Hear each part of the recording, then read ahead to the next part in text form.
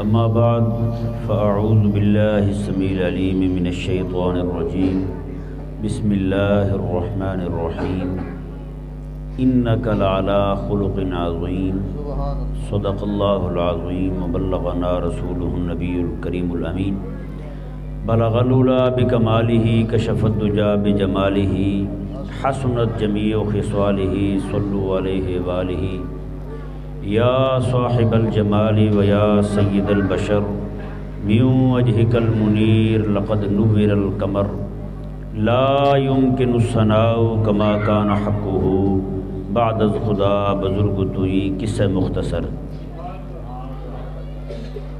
سب سے پہلے ایک شرعی مسئلہ عرض کر دوں میں۔ قبلہ حافظ صاحب سے پہلے ایک بزرگ ناز شریف پڑھ رہے تھے، وہ اس میں ایک شعر تھا کہ اللہ تعالیٰ قیامت والے دن ارشاد فرمائے گا، سنیا اگر میں نہ بخشیا تیری امت نو تے لوگوں کہنا ہے اے یاری ایویں سی۔ یہ شعر انہوں نے پڑھا۔ بہرحال وہ بھی بیچارے ان پڑھی لگتے ہیں مجھے، جس کا شعر لکھا ہوا ہے وہ بھی کوئی غیر فاضل بندہ ہے۔ جیسے مثال کے طور پر میں ہوں، کچھ چیزیں مجھ پر واجب ہیں، مجھ پر بھی واجب ہیں، جیسے نمازیں واجب ہیں، روزوں کا موسم آ جائے روزے واجب ہیں، پیسے جمع ہو جائیں حج واجب ہے، آپ سب پر بھی ہیں جی، ہر ایک پر واجب ہے۔ کریم آقا علیہ السلام کے صحابہ کرام علیہ مردوان پر بھی واجب تھے، اور ان کے بعد کریم آقا علیہ السلام پر بھی تبلیغ واجب تھی، انبیاء کرام علیہ السلام پر دعوت واجب تھی، لوگوں کو تبلیغ کرنا واجب تھا۔ یہ ذہن میں رہے، چاہے دنیا کو پیدا کرنا ہو، چاہے انسانوں کو روٹی دینی ہو، چاہے بارش برسانی ہو، چاہے جنت دوزخ کو پیدا کرنا ہو، چاہے قیامت والے دن کسی کو جنت بھیجنا ہو، چاہے کسی کو قیامت والے دن جہنم بھیجنا ہو، کسی بھی معاملے میں اللہ پر کچھ بھی واجب نہیں، اللہ پر کچھ بھی واجب نہیں ہے۔ یہ ایک الگ بات ہے کہ رب تبارک و تعالیٰ اپنے ذمہ کرم پہ لیتا ہے، اپنا رحمت کا دریا کھول دیتا ہے، رحمت کے بابوں کو مفتوح فرما دیتا ہے، بندوں کو روٹی بھی دیتا رہتا ہے، کسی بندے کو محروم نہیں کرتا۔ قیامت والے دن اپنے ذمہ کرم پر لے کر رسول اللہ علیہ السلام کے غلاموں کو جنت بھی بھیجے گا۔ یہ ساری چیزیں برحق ہیں، یہ رب پر واجب نہیں ہے، رب تعالیٰ نے خود اپنے ذمہ کرم پہ لیا ہوا ہے۔ لیکن رب تبارک و تعالیٰ نے قرآن کریم میں ارشاد فرمایا، میں لا تسأل عما یفعل وہم یسألون، میں تم جو کچھ بھی کرتے ہو تم سے پوچھا جائے گا، رب جو کچھ کرتا ہے رب سے نہیں پوچھا جائے گا، رب سے نہیں پوچھا جائے گا۔ جب یہاں دنیا کے اندر کوئی بندہ رب تبارک و تعالیٰ اور رسول اللہ علیہ السلام کی جو باہمی محبت ہے اس پر کوئی تانا نہیں دے سکتا، تو قیامت والے دن تانا کیسے دے گا؟ کوئی قیامت والے دن کھڑا ہو کے کیسے تانا دے گا کہ رب تبارک و تعالیٰ کی رسول اللہ کے ساتھ جو یاری ہے یہ ایویں ہی ہے؟ بتائیں یار کتنی بڑی بات ہے، یہ انتہائی سخت بات ہے کہ رب تبارک و تعالیٰ کے بارے میں کیا دینا، اور رب تبارک و تعالیٰ نعوذ باللہ اس کلام سے لگ یہ رہا ہے کہ رب تبارک و تعالیٰ بخشنا نہیں چاہتا، لیکن لوگوں کی باتوں کی ڈر سے رب بھی کہتا چلو بخش دوں، کہیں تانا ہی نہ مار دیں لوگ مجھے۔ سمجھ آیا؟ مسئلہ نہیں آیا؟ تو اس لیے آپ ہر شعر پہ واجد کو نہ آنے دیا کریں، ذرا واجد کو قابو رکھا کریں۔ حضرت مولانا روم رحمہ اللہ نے، یہ صرف میں اس مناسبت سے ایک بات سنانے لگا ہوں بات، لیکن اس کا سبق نکلے گا آگے۔ بات اگرچہ میرے جیسے ہلکے دل والے بندے کو لطیفہ لگے گا، لیکن وہ لطیفہ نہیں ہے، بات جو ہے اس سے سبق نکلے گا۔ مولانا روم رحمہ اللہ فرماتے ہیں کہ ایک بندہ تھا، وہ بیچارہ سفر پہ جا رہا تھا، ظاہری بات ہے اس وقت موٹر سائیکل گاڑیاں وغیرہ تو ہوتی نہیں تھی، گدھے پہ سوار تھا۔ تو وہ ایک دربار پہ پہنچا، خانقاہ پہ، تو خانقاہ کے جو لوگ تھے بیچارے کئی دنوں سے بھوکے تھے، وہ دربار پہ پڑے تھے، کہیں کسی طرف سے کوئی فتوحات کا سلسلہ نہیں تھا، کوئی لنگر نہیں آ رہا تھا، کسی نے پورے علاقے میں کوئی منت نہیں مانی تھی، یا مانی تھی تو کسی کی پوری نہیں ہوئی تھی ابھی تک۔ تو وہ بیچارے کئی دنوں سے بھوکے پڑے تھے، وہ دعائیں مانگ رہے تھے یا اللہ کو بندہ بھیج یہاں آئے۔ تو یہ بندہ جیسے اس نے انٹری ماری دربار پہ، اس خانقاہ پہ، تو درویش جو ہیں وہ بھاگے بھاگے آئے، انہوں نے کہا واہ یا اللہ تو نے ہماری بھی سنی، وہ بھی بھاگ کے آئے، کسی نے آگے گدھا پکڑ لیا، کسی نے اس کے جوتے اٹھا لیے، اسے جا کے وضو کا پانی دیا، کسی نے گدھے کو باندھ دیا، اس کی خدمت کی، وہ بھی بڑا خوش ہوا، اس نے کہا یار کیا بات ہے، بڑی خدمت کر رہے ہیں۔ انہوں نے کیا کیا، اسے اندر بٹھا کے خانقاہ میں گدھے کو بیچ دیا، گدھا بیچ دیا۔ گدھا بیچنے کے بعد انہوں نے کیا کیا کہ رات کو محفل سما رکھی، قوالی کی محفل رکھی، اسی گدھے کی کمائی سے، گدھا بیچ کے جو پیسے اکٹھے ہوئے اس سے انہوں نے لنگر بنایا، لنگر بنانے کے بعد محفل سما رکھی، لوگ سارے جمع ہو گئے۔ انہوں نے قوال کے کان میں کہہ دیا یہ جو گدھے کا مالک ہے اسے تو نے قوالی میں ہی بتا دینا تیرا گدھا گیا، اسے تو نے قوالی کے بیچ میں ہی بتانا ہے تیرا گدھا گیا بھائی۔ اب صبح ہم سے کوئی مطالبہ نہ کرنا گدھے کے معاملے میں۔ اب ہوا یہ کہ رات کو جب محفل سجی تو وہ بھی بیچارہ مست بیٹھا ہے، قوال جو ہے وہ تھوڑی دیر بعد یہ مصرع پڑھتا ہے، خر برفت، خر برفت، یہ فارسی کا جملہ ہے، تو کہتا ہے بھی کھوتا گیا، کھوتا گیا۔ لیکن وہ بیچارہ بہشتی جو گدھے کا مالک تھا اس کی عقل ہی نہیں پہنچ رہی گدھے تک، حالانکہ گدھا بے وقوف ہوتا ہے لیکن یہاں وہ بے وقوف بنا بیٹھا تھا، اس کی عقل ہی نہیں پہنچ رہی کہ یہ میرے گدھے کی بات ہو رہی ہے۔ وہ کہیں خر برفت تو وہ کہے واہ واہ واہ کیا بات ہے، کیا بات ہے، صدقے جاؤں واری جاؤں زندگی بدے تیری جیوں، کبھی خر برفت کھوتا گیا، وہ پھر اس پہ واج طاری ہو جائے۔ لوگ بھی بڑے مست بیٹھے ہیں، وہ قوال کہے بڑا بے وقوف ہے، میں اسے پیغام دے رہا ہوں تیرا گدھا رخصت ہو گیا ہے، تو اسے سمجھ نہیں آ رہی میری بات کی، لیکن وہ بھی بار بار کہے جا رہا ہے، کسی بات پہ سمجھے گا، کسی بات پہ سمجھے گا، لیکن نہیں سمجھا۔ جب صبح کا وقت ہوا نا جی، صبح کا وقت ہوا تو اس وقت اس نے کہا روانگی کے لیے سامان باندھا، کہنے لگا اچھا جی لاؤ گدھا میرا کہاں ہے؟ اس نے کہا ساری رات قوال تجھے یہی بتاتے رہے ہیں تیرا کھوتا گیا ہے تو لنگر پکیا ہے، یہ تیرا ہی تو گدھا گیا ہے، تجھے سمجھ نہیں آئی بات کی کہ کسی گدھے کی بات ہو رہی ہے، بڑا عجیب بندہ ہے تو۔ اب بیچارہ پریشان ہیں جی، پسماندہ سا منہ لے کے وہاں سے پیدل روانہ ہوا۔ تو پیارے اور محترم بھائیوں، یہ قصہ سنانے کا مقصد کیا ہے؟ یہ قصہ سنانے کا مقصد یہ ہے آپ بھی جب کسی محفل میں بیٹھیں ہیں جی، کہیں یہ نہ ہو کہ کلام پڑھنے والا بندہ کسی ایسے بندے کا کلام پڑھ رہا ہو یا کسی مولوی تقریر کر رہا ہو، کوئی ایسی واہیات بات سنا دے جس سے آپ کے ایمان پر زد پڑ جائے، آپ کا ایمان چلا جائے اور وہ اندر سے خوش ہو رہا ہو شیطان ہاں بھی بتا کیسے کافر کیا ہے، اور بندہ آگے سے کہہ رہا ہو واہ واہ واہ صدقے جاؤں قربان جاؤں، وہ کہے تیرا ایمان گیا، کہتا ہے واہ واہ، وہ کہتا ہے تیرا ایمان گیا، کہتا ہے لوگ 500 تیرے کو چھٹیا، وہ کہتا ہے تیرا ایمان گیا، کہتا ہے تیری ہر شے گئی، وہ کہتا ہے جہنم تیرے تے واجب ہو گئی، وہ کہتا ہے واہ واہ واہ واہ واہ۔ یار ایسا بھی بندے پہ واج طاری نہ ہو کہ کہیں یہ نہ ہو جیسے وہ گدھے والا صبح کو اٹھا تو اسے پتہ چلا کہ اس کا گدھا گیا، کہیں یہ نہ ہو قیامت والے دن تو بھی قبر سے اٹھے تجھے پتہ چلے فلاں محفل میں تو گیا تھا، ایمان تیرا وہی ضائع ہو گیا تھا۔ اس لیے خدا کے لیے آپ جب بھی کسی محفل میں بیٹھیں تو خدا کے لیے آپ وہاں پہ ذرا کان کھول کے بیٹھیں، یار جو بندہ کلام پڑھ رہا ہے وہ کیا پڑھ رہا ہے، اس بات پہ سبحان اللہ کہنا بنتا بھی ہے یا نہیں بنتا، اس بات پہ راضی ہونا بنتا بھی ہے یا نہیں بنتا۔ علماء فرماتے ہیں کوئی بندہ کلمہ کفر بولے، کیا بولے؟ کلمہ کفریہ بولے کوئی بندہ، تو آگے سے کوئی بندہ سبحان اللہ کہہ دے،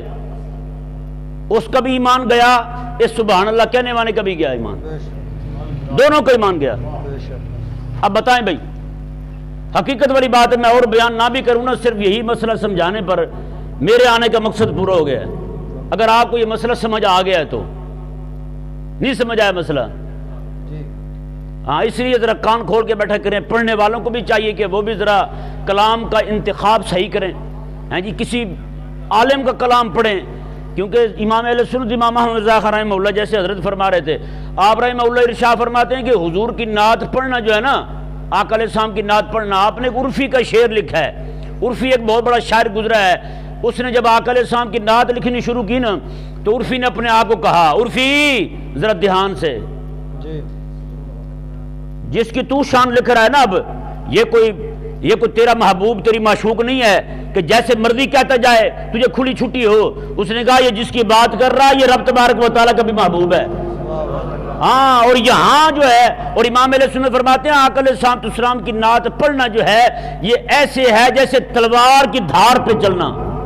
تلوار کی دھار پہ چلنا، تھوڑا سا ادھر ہوا بندہ تب بھی مرتا ہے، ادھر جاتا ہے تب بھی مرتا ہے، یعنی جب بات رسول اللہ علیہ السلام کی کرتے ہوئے آگے بڑھاتا ہے، کہیں یہ نہ ہو کہ شرک کر بیٹھے اور کہیں یہ نہ ہو گھٹاتے ہوئے کفر کر بیٹھے، یعنی کہ دونوں طرف دیکھتے ہوئے امام علیہ سنت رضی اللہ تعالیٰ عنہ ارشاد فرماتے ہیں بندہ حضور کی نعت وہ لکھے جس کی نگاہ میں رب تبارک و تعالیٰ کا پورا قرآن بھی ہو اور حضور علیہ السلام کا سارا فرمان بھی ہو، تاکہ اسے پتہ ہو میں کیا لکھ رہا ہوں، کیا کہہ رہا ہوں اور کس کے بارے میں کہہ رہا ہوں۔ آج کل نعت خواں بہت سارے یہ جو کلام پڑھنے والے شاعر ہوتے ہیں ایسے جھوٹ چھوڑ دیتے ہیں۔ اعلیٰ حضرت رحمہ اللہ کے سامنے کے بندے نے کلام پڑھا، وہ لایا لکھ کے، کہنے لگا جی میں کلام ایک لکھ کے لایا ہوں، شاہ جی تھے، سید پاک تھے، وہ کلام میں یہ مفہوم تھا اس کلام کا کہ یا رسول اللہ میں آپ کی یاد میں ساری رات نہیں سو پاتا ہوں، ساری رات جاگتا رہتا ہوں۔ تو امام اہل سنت نے اس کا ہاتھ پکڑا، میں شاہ جی ایویں گل ہے، ایسی بات ہے آپ ساری رات نہیں سوتے؟ اور کہنے لگا نہیں جی ویسے شعر ہے۔ میں یار پھر حیا کرو، حضور کی بارگاہ میں جھوٹ بول رہے ہیں آپ، ہیں حضور کی بارگاہ میں جھوٹ بول رہے ہیں اور کہہ رہے ہیں حضور کو کہ یا رسول اللہ ساری رات جاگتا رہتا ہوں میں۔ اب بتائیں ہمارے کتنے نعت خوان ہیں جو اس طرح کا کلام پڑھ دیتے ہیں۔ ایک بزرگ تھے رحمہ اللہ، میں نے ان کے بارے میں پڑھا، ایک بار انہوں نے کہا کہ یا رسول اللہ آپ کی یاد میں میرے آنکھوں سے خون جاری ہوتا ہے، آپ کی یاد میں میری آنکھوں سے خون جاری ہوتا ہے۔ ایک دم دل میں آیا، انہوں نے کہا یہ میں جھوٹ بول رہا ہوں، وہ بھی رسول اللہ کی بارگاہ میں۔ ہاں جی، اچانک انہیں نمی محسوس ہوئی، یہاں ہاتھ رکھا تو واقعی آنکھ سے خون جاری ہو گیا تھا۔ ایسا عشق ہے تمہارا تو پھر تو ٹھیک ہے بات کرو، لیکن اگر تمہارے پاس ایسا عشق نہیں ہے تو پھر کم از کم یار امام الانبیاء علیہ السلام کی بارگاہ میں جھوٹ بولتے ہوئے کچھ تو بندے کو خیال کرنا چاہیے۔ ہیں جی، حضرت مرزا غالب رحمہ اللہ بہت بڑا شاعر تھا بندہ، اسد اللہ نام تھا اس کا، تو وہ ایک مرتبہ گلی میں جا رہا ہے، گلی میں جاتے ہوئے بچوں نے پکڑ لیا اور کہا کہ چچا وہ تو بڑی بڑی غزلیں لکھتا ہے اور کبھی حضور کی نعت بھی لکھی ہے کوئی ہے؟ نہیں سمجھے گل دی؟ سبحان اللہ پڑھنا بنتا سی، اینی دیر دا میں نہیں کیا تسی کیا شاید ایدی تقریر تے کہنا نہیں بنتا ہیں، ذرا زور نہ کہو سبحان اللہ۔ غالب کو گلی میں پکڑ لیا بچوں نے، اور چچا تو بڑی بڑی غزلیں کہتا ہے، بڑی بڑی نظمیں کہتا ہے، فارسی میں اردو میں بڑا تو استاد و شعراء ہے، بہت بڑا منا ہوا بندہ ہے، لوگوں نے مانا ہوا ہے تجھے، اور کوئی حضور کی نعت بھی لکھی ہے، حضور کی نعت بھی لکھی ہے۔ حضرت مرزا غالب جو ہے نا وہ جاتے ہوئے ایسے کہنے لگے گلی کے اندر ہی، انہوں نے کہا سنو بھائی، غالب سنائے خواجہ بیزداں گزاشتیم کیا ذات پا کے مرتبہ دان محمد اس، وہ کہا کہ یہ میں نے حضور کی نعت کا کہنے کے بعد کام جو ہے نا یہ رب کی ذات پہ چھوڑا ہوا ہے، کیونکہ حضور کی ذات کو جاننے والی ذات ہی وہی ہے بس۔ حضور کی ذات کو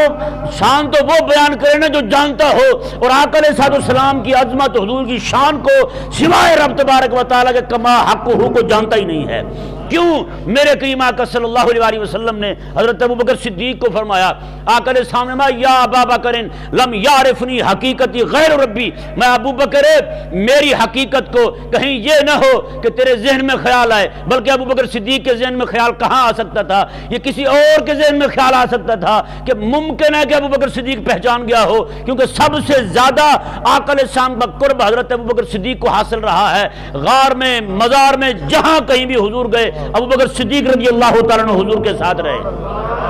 جی تو فرمایا کہ کسی کے ذہن میں یہ خیال آئے کہ ابو بکر صدیق حضور کو پہچان گئے ہیں، میرے کریم آقا علیہ السلام نے بظاہر مخاطب فرمایا حضرت ابو بکر صدیق رضی اللہ تعالیٰ عنہ کو، اور فرمایا پیغام دیا کائنات عالم کے آنے والے لوگوں کو۔ حضور نے فرمایا یا ابا بکر لم یعرفنی حقیقتی غیر ربی، میں ابو بکر میری حقیقت کو میرے رب کے سوا کو جانتا ہی نہیں ہے، میری حقیقت کو میرے رب کے سوا کو جانتا ہی نہیں ہے۔ علماء دیوبند کے بہت بڑے عالم علامہ اشرف علی تھانوی اپنی کتاب میں لکھتے ہیں، کہتے ہیں آقا صلی اللہ علیہ وسلم جب تشریف لائے، آقا علیہ السلام کے حسن پر رب تبارک و تعالی نے پردے رکھے ہوئے تھے۔ ماتے ہیں کہ اگر ایک پردہ آقا علیہ السلام کے حسن سے اٹھ جاتا، پوری کائنات کے لوگوں میں سے کسی کو ہمت ہی نہیں ہوتی حضور کو دیکھ پاتا، آقا علیہ السلام کو دیکھ ہی نہ پاتے۔ حضرت سیدنا امام ملا علی قاری رحمہ اللہ ارشاد فرماتے ہیں حضور کا شان تو وراء الورا ہے، آقا علیہ السلام کا مقام تو وراء الورا ہے، اس کی جو شان اتنی بلند ہے، کہتے ہیں کہ کریم آقا علیہ السلام کا نام پاک، سبحان اللہ، زور سے کہیں سبحان اللہ،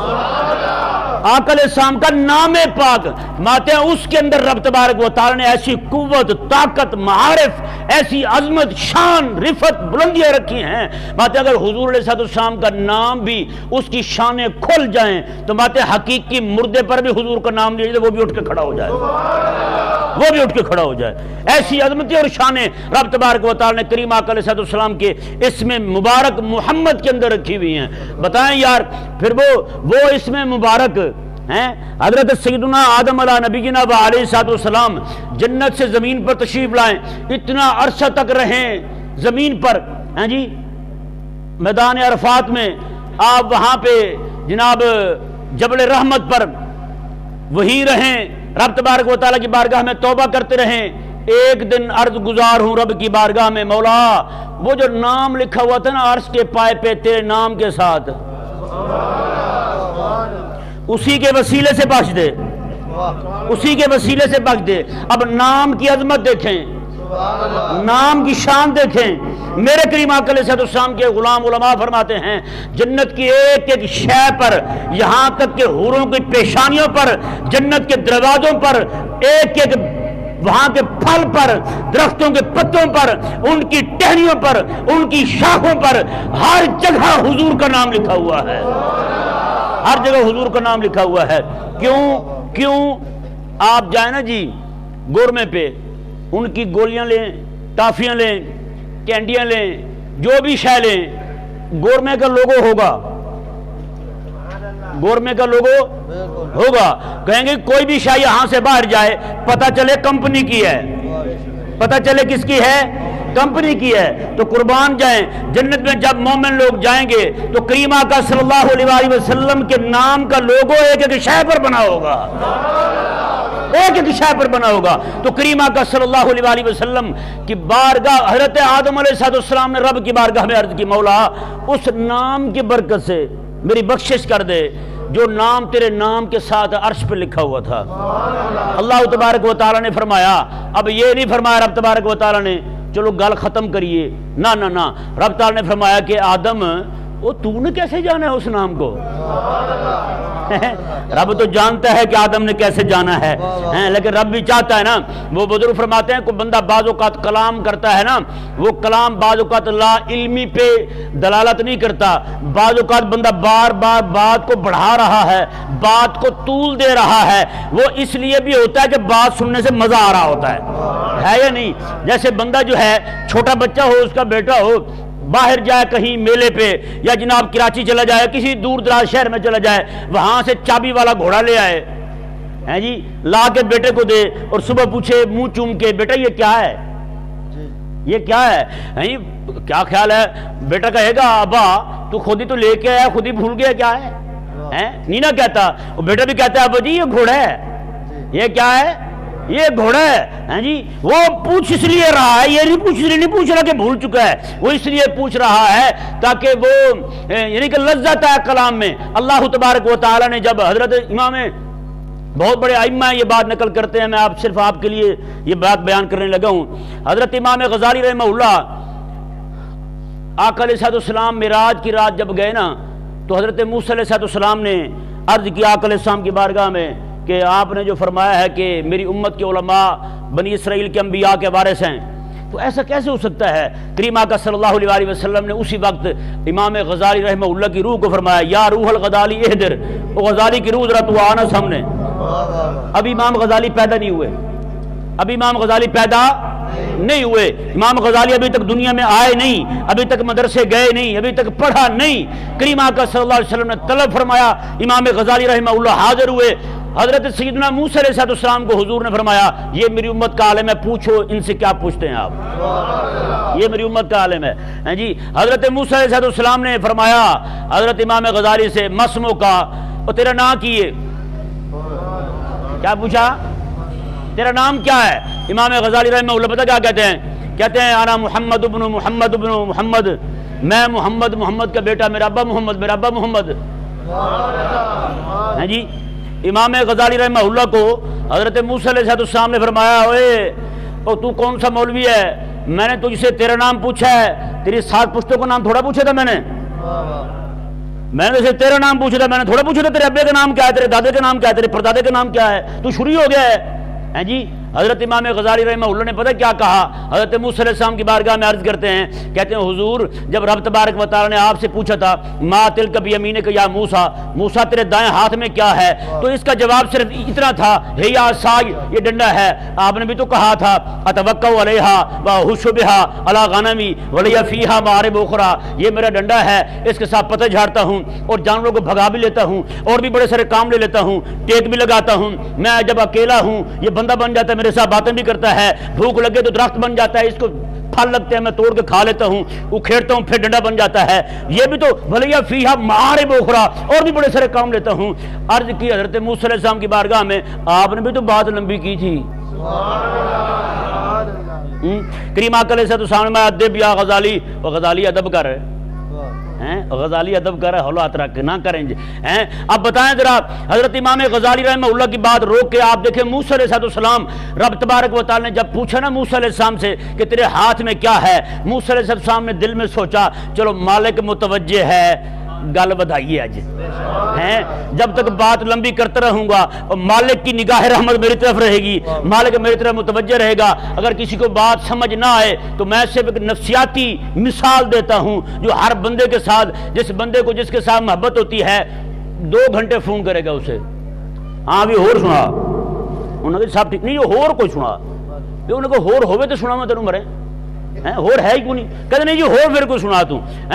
ایسے اس کی کوشش ہوگی کسی نہ کسی طریقے سے بات لمبی ہوتی رہے، کوئی نہیں خیر ہے، پیکیج لگا ہوا ہے، لسی ہے نا، پانی ڈالتے جائیں گے لسی بڑھتی جائے گی، کس نے اسے کوئی جامع شیری کہہ دینا، لسی تو لسی رہے گی، جتنا مرضی آپ پانی ڈال دیں، زمزم تو نہیں ہو جاتا، اسی طرح کر کے پیکیج لگا ہے، کوئی فکر نہیں ہے، کوئی پریشانی نہیں ہے۔ اللہ تبارک و تعالی نے جب پوچھا موسیٰ علیہ السلام سے، میں کہ موسیٰ بتا تیرے ہاتھ میں کیا ہے، حضرت موسیٰ علیہ السلام نے کہا کہ مالک متوجہ ہے، کریم نے کرم فرمایا ہے، آج میرے سے بات کر رہا ہے، کیوں نہ بات کو بڑھاؤں میں، کہنے لگے ہے یا سائی اتوکا علیہا واہش بہا علی غنمی ولی فیہا معارب اخری، یہ میرا عصا ہے، اس کے ساتھ ٹیک بھی لگاتا ہوں، اپنے پتے بھی جھاڑ لیتا ہوں اپنی بکریوں کے لیے، اور بھی بڑے سارے کام لیتا ہوں اس سے۔ حضرت سیدنا موسیٰ علیہ السلام کو یہاں علماء کہتے ہیں، امام غزالی رحمہ اللہ نے بھی موقع غنیمت سمجھا، انہوں نے کہا ایک طرف کلیم ہے ایک طرف حبیب ہے جی، صرف اتنی بات ہو وہ پوچھیں نام کیا ہے، کہیں چل اٹھ نکل یہاں سے، کہیں یہ نہ ہو کہ بات یہی پہ ختم ہو جائے، ملاقات کا جو دورانیہ ہے وہ کم ہو جائے، انہوں نے کہا چلو کوئی ایسی بات ہی کی جائے ہیں جی، حبیب کی توجہ بھی رہے کلیم کی توجہ بھی رہے ہیں جی، حبیب اور کلیم کے مابین بیٹھوں، دونوں میری طرف دیکھیں۔ اب اندازہ لگائیں جی، یہ بھی کلام جو ہے نا یہ تلذذ کے لیے، کس کے لیے؟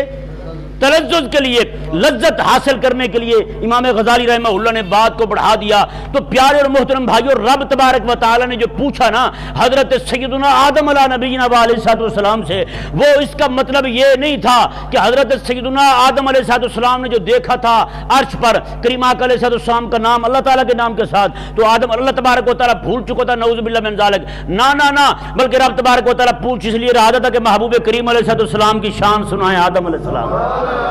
جی، آدم علیہ السلام حضور کا نام لیں، حضور کا نام لیں، آپ محبوب کریم علیہ السلام کا ذکر ہو اور ذکر محبوب کریم علیہ السلام کا اونچا ہو۔ حضرت آدم علیہ السلام عرض گزار ہوئے، یا اللہ جب تو نے مجھے پیدا کیا، میرے جسم میں روح ڈالی، تو میں نے نگاہ اٹھائی تو پہلی نگاہ میں میں نے دیکھا کہ تیرے نام کے ساتھ جو نام لکھا ہوا تھا بغیر عاطفہ واو کے، درمیان میں واو عاطفہ بھی نہیں، یہ بھی نہیں کہ لا الہ الا اللہ و محمد رسول اللہ، یہ واو بھی نہیں ہے، لا الہ الا اللہ محمد رسول اللہ، اللہ تعالیٰ کے علاوہ کوئی الہ نہیں ہے، محمد صلی اللہ علیہ وسلم اللہ تعالیٰ کے سچے رسول ہیں، آخری رسول ہیں، امام الانبیاء ہیں، یہ میں نے پڑھا ہیں جی۔ اب یہاں پہ ایک بات ذرا غور کریں، آدم علیہ السلام نے کیا کہا؟ مولا میں نے پیدا ہوتے ہی دیکھا۔ کیا ہمارے ہاں جو پیدا ہوتے ہیں بچے ہسپتالوں میں اوپر لکھا ہوتا ہے فلانی فلانی دوائی کھانی ہے تو فلانی فلانی نہیں کھانی، بچے بعد میں آ کے بتاتے ہیں کہ وہ میں نے دیکھا تھا سارا؟ یاد ہوتا ہے کسی کو؟ آ کے پڑھتے ہیں، یہاں آ کے پڑھتے ہیں، اور رب کا نبی آتا بعد میں ہے، پڑھا ہوا پہلے ہوتا ہے۔ یہ مرزا قادیانی دجال جو ہے یہ پیپر دیتے ہوا فیل ہو گیا تھا، منشی لگنے کے لیے اس نے ایگزام دیے تھے، ایگزام تھے نا جی، ہیں نبیوں پہ امتحان آتے ہیں رب کی طرف سے، وہ اور ہوتے ہیں فاطمہن ابراہیم علیہ السلام نے پورے کر دیے سارے ہیں، رب تبارک و تعالی نے امتحان لیا تو پورے کر دیے، لیکن اس کا امتحان انگریز نے لیا، فیل ہو گیا۔ امتحان بھی کس کا؟ منشی گیری کا، کہ مجھے منشی لگا لو یار۔ اب بتائیں جو منشی ہو انگریز کا، رب کا نبی ہوگا وہ؟ یار اتنا ہنیر بھی ہوتا ہے بلا بتا یار۔ تو رب تبارک و تعالیٰ کے پاک پیغمبر آدم علیہ السلام عرض گزار ہوئے، مولا میں نے جیسے آنکھ کھولی فوراً میں نے دیکھا تو یہ نام لکھا ہوا تھا۔ اللہ تبارک و تعالیٰ نے پتہ کیا فرمایا؟ میں آدم پھر نام تو نے اتنا بڑا لیا ہے، مانگا کچھ بھی نہیں، نام اتنا بڑا لیا تو نے، مانگا کچھ بھی نہیں ہے۔ جب تو جانتا تھا کہ اتنا بڑا نام ہے جو میرے نام کے ساتھ لگا ہوا ہے تو پھر مانگا کیوں نہیں؟ شیخ محقق رحمہ اللہ یہاں ارشاد فرماتے ہیں کہ اللہ تبارک و تعالی نے فرمایا آدم تو اپنی ساری اولاد قیامت تک آنے والی سب کی بخشش مانگتا میرے حبیب کا نام لے کر، کسی کو بھی جنت کے دروازے سے میں نہ موڑتا، سارے جنت جاتے، سارے جنت جاتے۔ انداز لگائیں وہ نام ہے میرے کریم آقا صلی اللہ علیہ وسلم کا، وہ عظمت اور شان ہے میرے کریم آقا صلی اللہ علیہ وسلم کی، جو خالق اور مالک نے کریم آقا صلی اللہ علیہ وسلم کو عطا فرما رکھی ہیں۔ اللہ تبارک و تعالیٰ کی بارگاہ میں التجا ہے مولا تعالیٰ جو کچھ سنا اسے یاد رکھنے کی، عمل کرنے کی توفیق عطا فرمائے۔ وما علیہ الا البلاغ۔